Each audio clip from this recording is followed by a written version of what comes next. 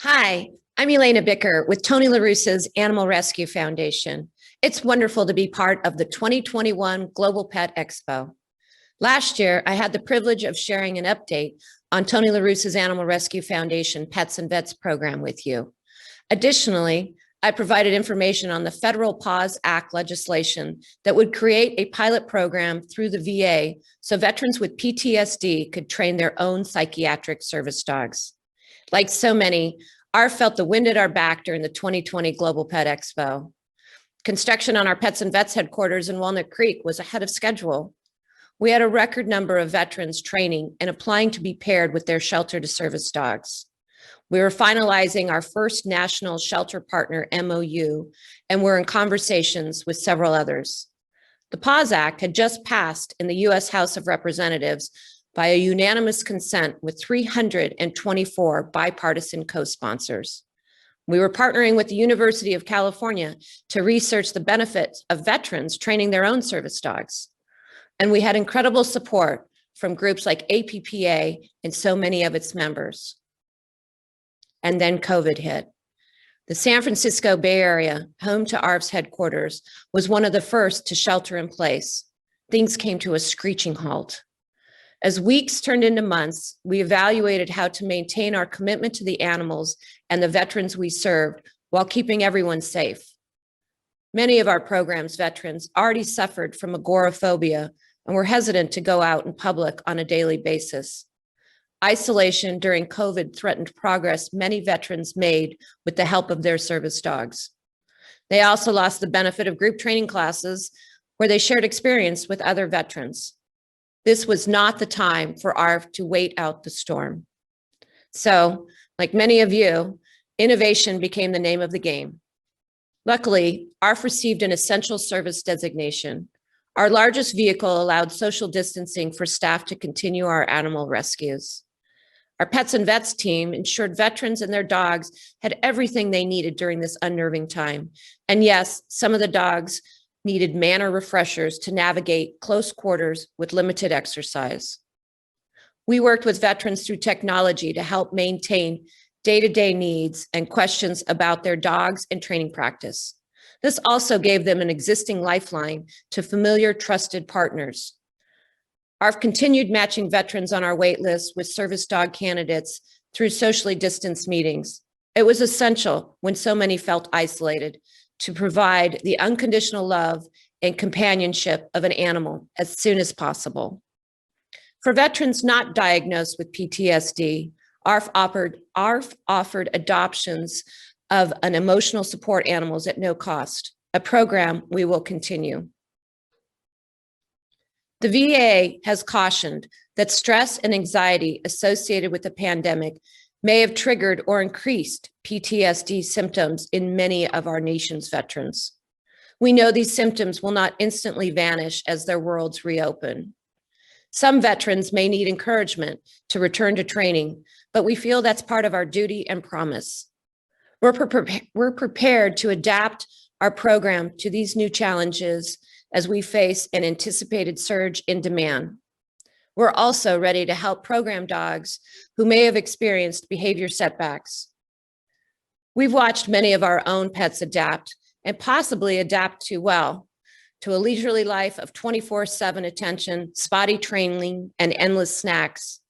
I know even my own Labrador has looked at me, who has never been previously allowed on the couch, smile and walk right onto the couch, and I let her. Even though Pets and Vets were selected for their ideal temperament, it doesn't mean that they don't need extra attention and consistency to get them back on track. With recent easing of California restrictions, we've resumed some private training in addition to our phone and video support system. But despite the work ahead and the grief over lost time, this past year has held so many victories among the challenges. Even during COVID and a wild political year, continued support to build for the PAWS Act in DC, time has worked in our favor with new supporters joining the effort. Earlier this month, the act was refiled as HR 1448. You may recall this bill stipulates veterans training their own service dogs. like those in our Pets and Vets program, as the preferred standard for U.S. veterans. The bill recognizes this model's key advantages.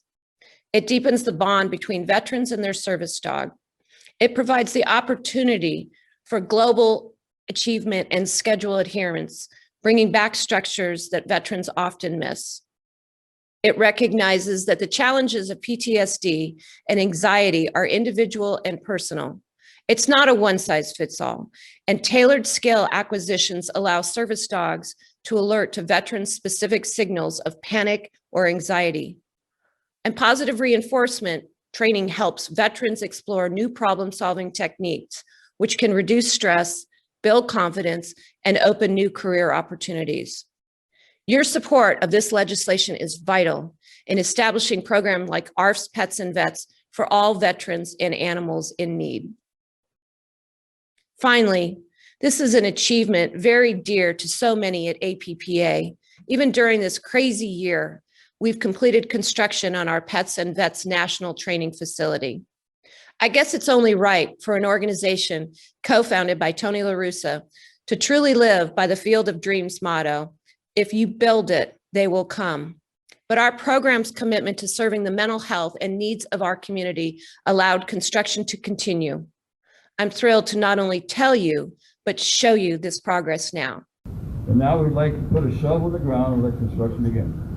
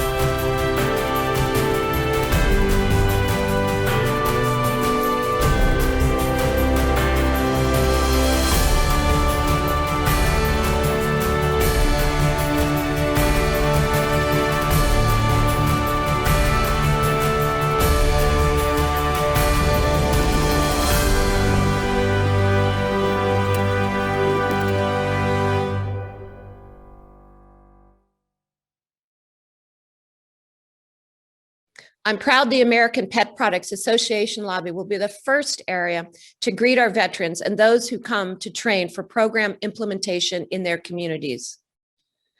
So we're ready to adapt to the needs of our veterans and dogs. Congress is once again moving forward on the PAWS Act, and our building is ready to safely open its doors. So what can you do? Lots. In addition to burning up the phone lines and flooding inboxes in support of the PAWS Act, we can help our national expansion meet what we feel will be an even greater need facing our veteran communities post-COVID. Animal shelters are focused on righting their own ships after a rough 2020. Community engagements must take a proactive, not just a supportive role in spreading these programs. We need veteran groups, local community organizations, and yes, industry and retailers like you to help organize and empower local shelters and trainers to move forward. If you're in a community where veterans and homeless animals could benefit from this program, please reach out to us. You can find my contact information on our speaker page. You can also contact ARF directly by going to arflife.org. That's ARFLIFE.org. We can help identify local partners and resources. COVID-19 changed so many of our lives. Even those who escaped the greatest pandemic tragedies were affected. Maybe you were feeling isolated and lonely, disappointed you couldn't connect with loved ones, anxious if people came too close in public, or even frustrated you couldn't do simple acts like going to a movie or the grocery store. The hardships many of us felt during this past year are struggles too many of our veterans battle every single day. And there isn't a vaccine to restore their lives. But there is help, and the nudge of a nose, the tap of a paw, and just the comforting locking of eyes that tells us that they are not alone. We know how to get these veterans and animals help. We just need to get that help to them.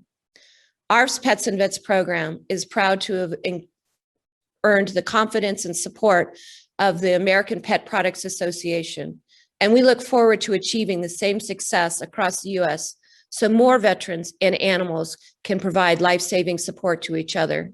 We thank APPA for their steadfast support of these challenging times. Together, we will not only survive, but will thrive as we save both ends of the leash. Thank you.